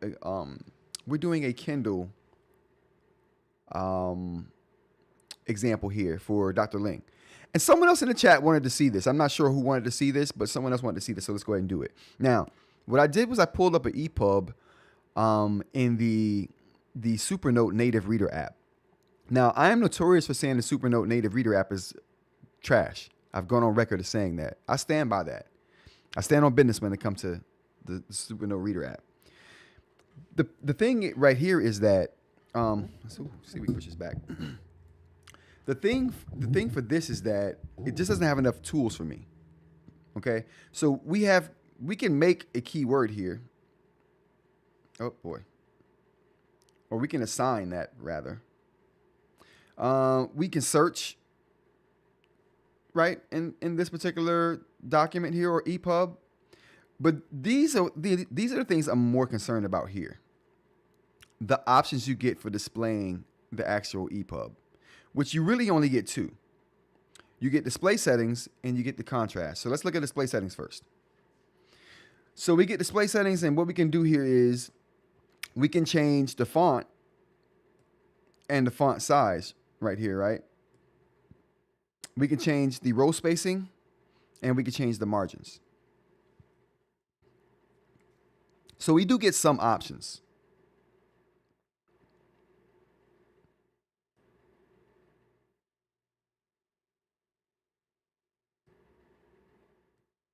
We'll change that there. Document default settings. There we go. All right, so we do get some options. Margin sizes. So let's go ahead and change that. So we do get some display options. We get margin sizes, which let's change the margin size to. Can we do that? Okay, so that changes the margin sizes for us. And we also can get row spacing down. So let's change the row spacing to that there. Okay.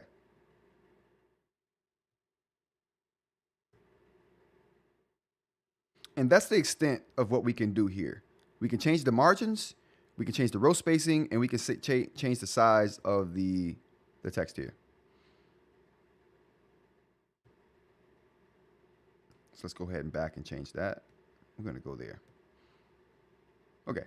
So now, the other option we have here is that we can change the contrast, which is typically what you get in a PDF. Like, you don't get any other option but this in PDFs, and we'll check that out in a second here. So we can change the contrast, and that it's okay. I mean, it's all right. But those are the options we get. You don't get any other options for customizing the way that you view a ebook or a EPUB file. And you get your table of contents here, but like I said, these options have nothing to do with how you actually view the information you have on here. And you can always, you can annotate on these things.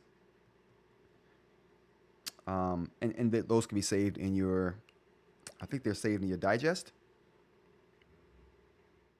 Yeah, they're saved in your digest. So those are things that you can do here.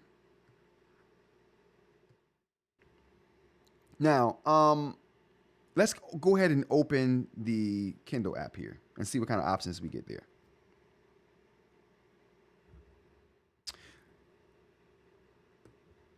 All right, so let's go here.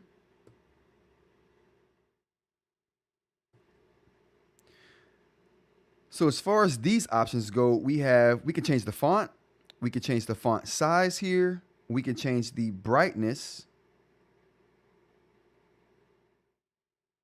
I don't know why the brightness would be there. I think that's the contrast.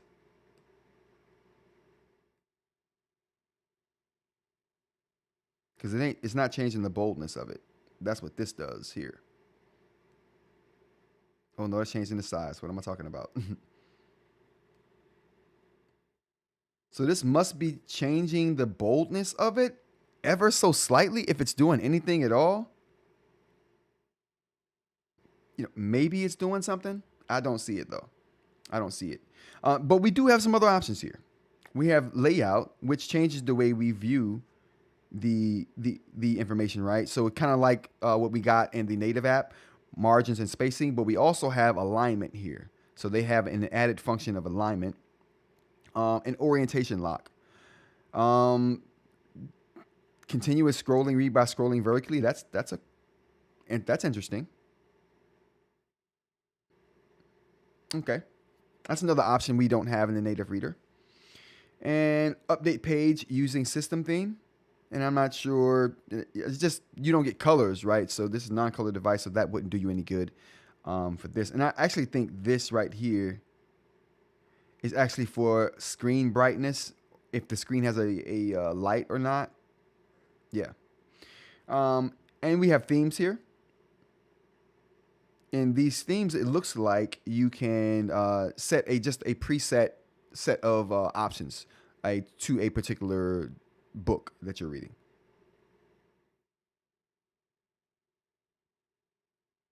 You got a reader ruler here, and then more options. You can track your reading progress, which you can do on the native app as well.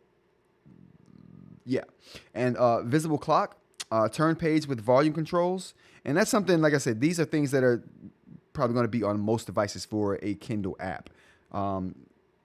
Android stuff, right? About this book, page turn animation, use page turn animation while reading, and highlight menu. So you don't get, I don't think you get page turn animation on the native app. I didn't see that there anyway. And highlight menu. Show the highlight menu when you select a passage of text, and that's already turned on. We're gonna do the turn page animation.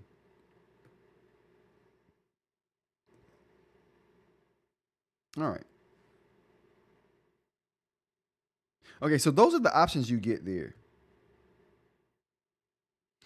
You also get this is, like I said, this isn't customization. This is more like a table of contents thing there. But like I said, those options are going to be way better in the native reader app as far as bookmarking, starring stuff, annotating. That's all going to be, to me, better on the native app. But just the reading experience and getting some options, you got a little more options than what you get in the native app when you use the Kindle app. And as far as it looks, though, it looks fine. Let's get down here. I mean, it looks fine.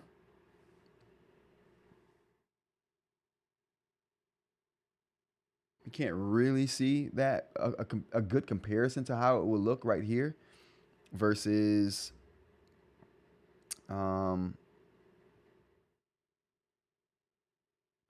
versus this right here.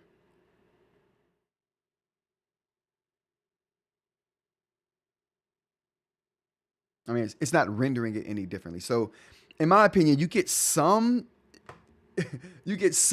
features above and beyond what the Supernote reader offers you, but not very much. So, in my opinion, honestly, I would say that I would use in the case of the Kindle app and the native reader. I mean, if you're just downloading EPUBs, I would use the native reader. I mean, the benefit of the Kindle app to me at this point, after looking at the options here, would just be simply my books are already there in the Kindle app, so it just makes sense for me to just open that Kindle app and have my books there. But if you're just downloading these off the net and you're just pushing them over to the device, the native reader to me is just, I mean, Kindle's not offering you anything above and beyond that, in my opinion. Unless someone in the chat knows something I don't. See, this is why you need Ed. Ed would be all over this. But Ed's in the Discord occasionally, so Ed is a resource that we can just tap into. And again, if you're not subscribed to Ed and you own a Supernote, definitely go and get subscribed to Ed over at Organize for Change. That's the name of his channel, Organize for Change, over there. And I'm telling you, he goes in on these things and knows way more about the Supernote platform than I know currently at this point, and probably will ever know. He's a wealth of knowledge that definitely we should take advantage of. So check Ed out at Organize for Change. And like I said, he has a Discord too, but he's occasionally in the Ransom by Tech Discord. So if you remember, pop in, see if Ed's in there, and see what he has to say about it. But in my opinion is, the Kindle doesn't offer you that much more. And like I said, I'm spoiled because of the Boox platform. You get so many options with the Boox platform. So that's the level of options I'm looking for when I look at these things. To the Supernote platform, in their defense, to shoot them a little bit of bail right now, no one else is doing it that well anyway either. So like Boox is the only one that has a reader that's capable enough that I can say that's the reader I'd go to if I need a note taker and a reader. But that's just me. That's just me. Let's take a look at the chat real quick. I never use the Kindle app on these devices, mainly because I use the paper white to do all my reading, which is what Mr. Media says. Mr. Media, I'm in agreement. I really believe that. That I mean, that's how I would handle it. Larry Goodman says, "Good morning." Oh, okay, my bad. Saw that already. She saw that too. Thanks at She Inc. I can't make Mobi into EPUB. It's a pain. Oh, really? So you can't open EPUBs on the what is the Mobi Scribe? Let me know if that's what we're talking about. All right, so one more thing we got here. Like, I really wanted to get you guys' take on this. Oh, wrong one. All right, so this is something I thought was super interesting. Right here. Let me move my big cranium out of the way. All right. People who buy all the sizes and then send back the ones they don't like.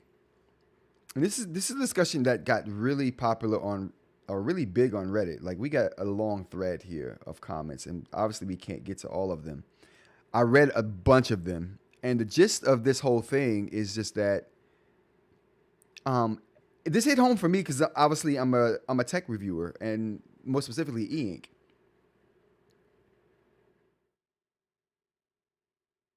Oh, I can't open Mobi on Supernote Reader. Oh, gotcha. That's that's one of the formats that they probably just don't support. Excuse me. Give me a drink here. That's one of the formats that they probably don't support on the Supernote, unfortunately. So back to this story though, I thought this was interesting because, like I said, I'm a tech reviewer, and I do get a lot of products, and I test products, and I have to get a lot of them. Either they're sent to me or I'm buying them myself. So this is something that hit home when I saw it. And the person, I think, as always on Reddit, the post had good intent, but because people just nitpick every single word on a post, sometimes it gets blown out of proportion. So basically, the poster talked about the American market and how a lot of this buying more than you need and returning it is creating waste, right? And that's the gist of the post here. But let's go ahead and read it real quick so we know what we're talking about. All right, so this is probably not a popular opinion, but as a person coming here with a European perspective, is it just me that is appalled when reading about mostly US people who buy multiple electronic devices to try out and then send back the ones they don't like? I know this, let me go highlight this here. I know this way of consuming is super normalized in the States now by retailers like Amazon, but it's a terrible way to consume on so many levels. And so he goes on to state the reasons he thought that it's wasteful. It makes the devices more expensive for the rest of us. All these devices drop in value as open box or refurbished, and they have to be inspected and repackaged and so on. You guessed it. The cost comes from the amount the rest of us pay for our Supernote or other device. 2, it's terrible for the environment. Unnecessary transportation back and forth. Disregarded or extra packaging. It's all helping to burn up the planet. Number 3, time and effort that the manufacturers need to put into it, distracting them from other tasks. Particularly in the case of small teams like Supernote, I imagine this way of buying has a disproportionately higher impact than for, say, Apple or Samsung. All right, and lastly, as an ending we have here, obviously I don't feel this way if a product has a real problem or if someone has bought it in good faith and genuinely cannot get on with it. I'm just talking about when people order all the sizes, try them out, and then send back the ones they don't feel like owning. Rant over, just wanted to get that off my chest. A lot of people took issue with him calling out the US market. Oh, good morning, Jay. How's it going, you guys? Let's get the air horns going for Jay. Jay, we went through your whole video here, bro. Love the take. Love the takes. Awesomeness. All right, so but basically that's what this person was getting on about. Is just that I think the problem they had with this post is that, like I said, good intent, but because they called out the U.S. market, they got a bunch of got a bunch of hate for the perspective for being like anti-American, and I didn't take that sentiment at all. And then someone goes on to like make out being an American as a race, like American is your race, which is ridiculously crazy. But regardless, that's what we were dealing with here. And like I said, this hit home for me because I'm someone who consumes a lot of products. I return a lot of products, and I definitely wanted to get you guys' take on that perspective. This person called out the U.S. perspective on this for being wasteful because of companies like Amazon making it easy to return products, which is what I think they were alluding to when they mentioned Amazon. I differ. My take on this is that, let's go back to the top here so we can see the post. I differ. My take on that is that I think Americans consume things and we return things a lot more, and that may be a uniquely American thing. I'm not sure because I don't live in any other country, and I don't know how they handle returns in any other country. But I do know how we handle returns here, and we have a really vibrant secondhand market in America, which makes things like this less important to me, right? Because I think that when we buy a device or something and we want to return it or sell it, like I'm sure many of you in the chat right now can vouch for this being a thing where you buy a device and you've had it for a year and you want to upgrade your device. You can go to eBay. You can go to Facebook Marketplace. You can go to, you can sell secondhand stuff on Amazon. There are options. You can sell it privately, which I do in a lot of cases. So I think the resale and secondhand market is so vibrant in the U.S. that things can find a second home and a second life way easier than they can in other markets, in other regions. It's just very, it's just that way in the U.S. So in a market where you can buy something, it retains its resale value and you can resell it and get almost what you paid for it. I don't think this is an issue in that kind of market, which is what we have in the U.S., a very vibrant secondhand market. Other countries may not be so vibrant of a secondhand market. And yes, I think in that case, this is an issue. But if we're just speaking about the U.S., which is what this poster was talking about here, was the U.S., I think this is a non-issue in the U.S. What do we think? Is this a global issue?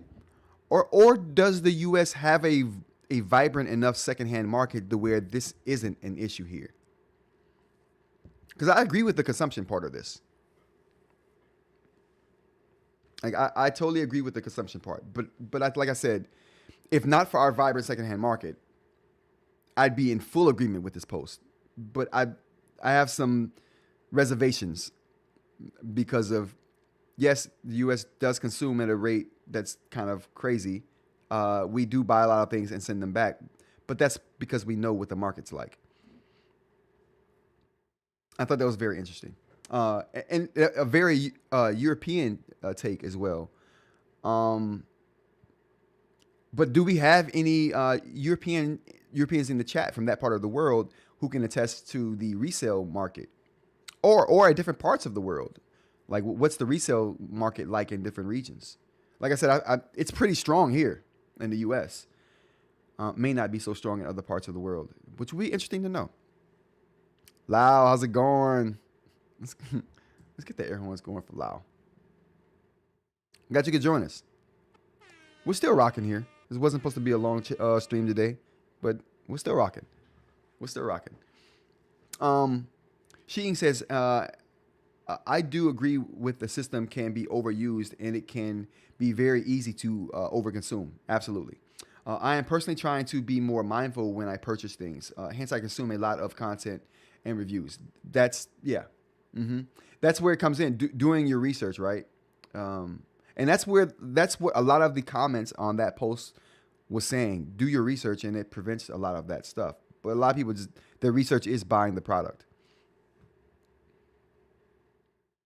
I do a lot of research, but I do also purchase a lot of products that I end up sending back.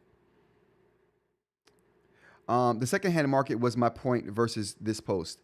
I ended up selling my Tab Mini C after I sort of learned this isn't quite what I need. Yeah. And you sold to someone who's probably getting really good use out of it. And that's the point.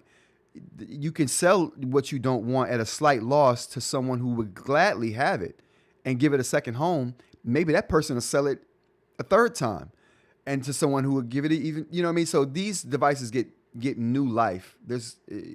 When they sell in the US. And I think that's the differentiator here.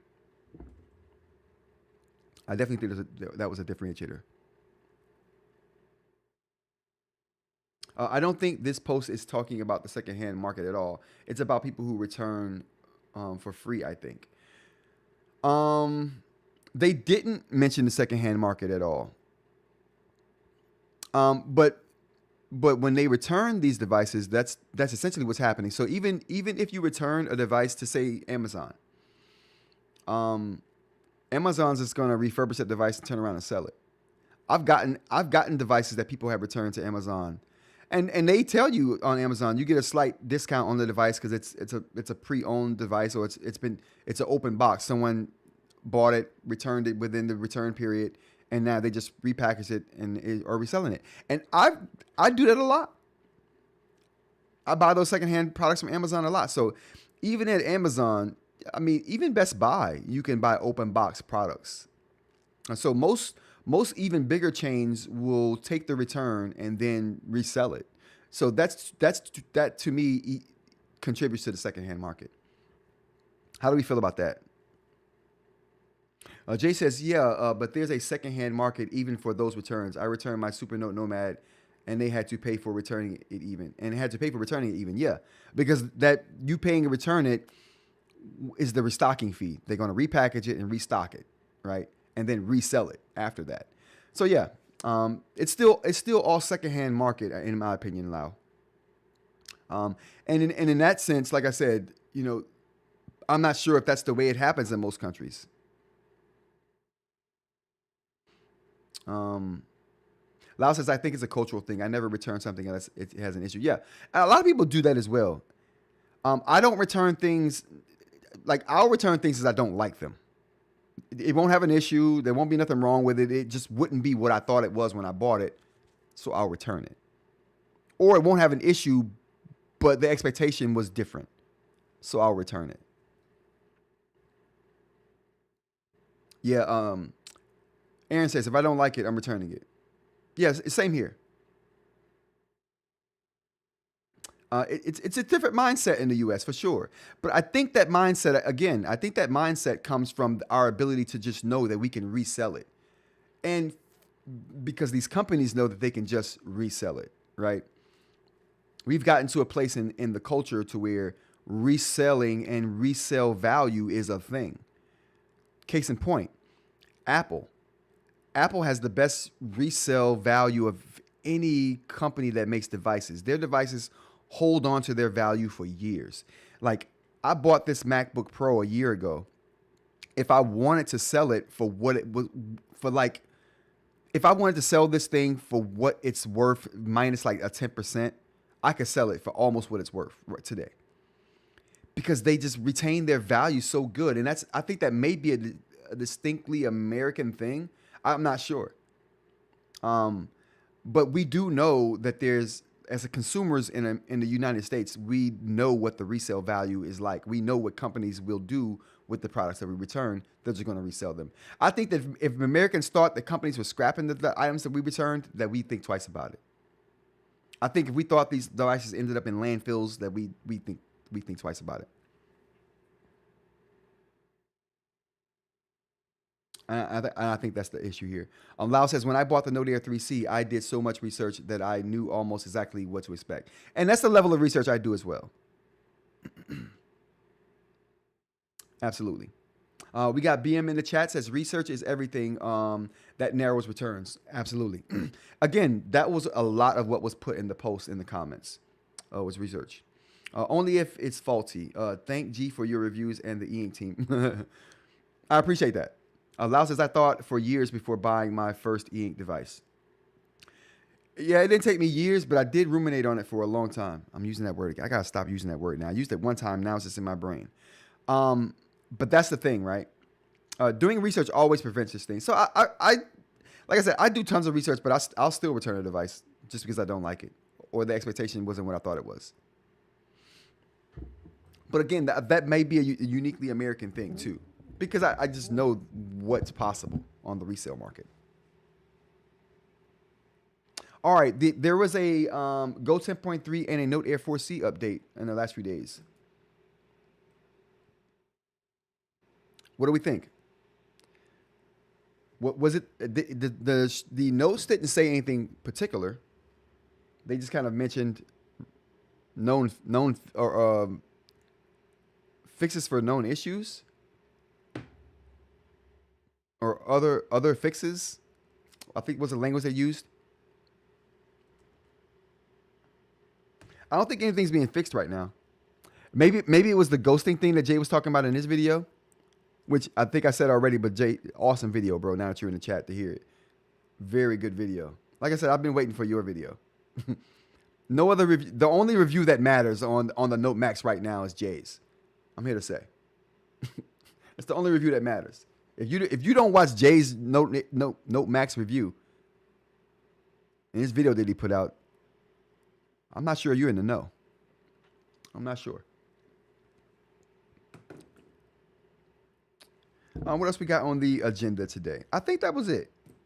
I think I wanted to definitely hit that Reddit discussion because, like I said, I think anytime you mention a specific like subsection of people, you're going to get flamed for it. And I think this guy's purpose got overshadowed by him calling out the U.S. market. I think that was the downfall of the post. The whole point of the post got lost after people like focused in on that.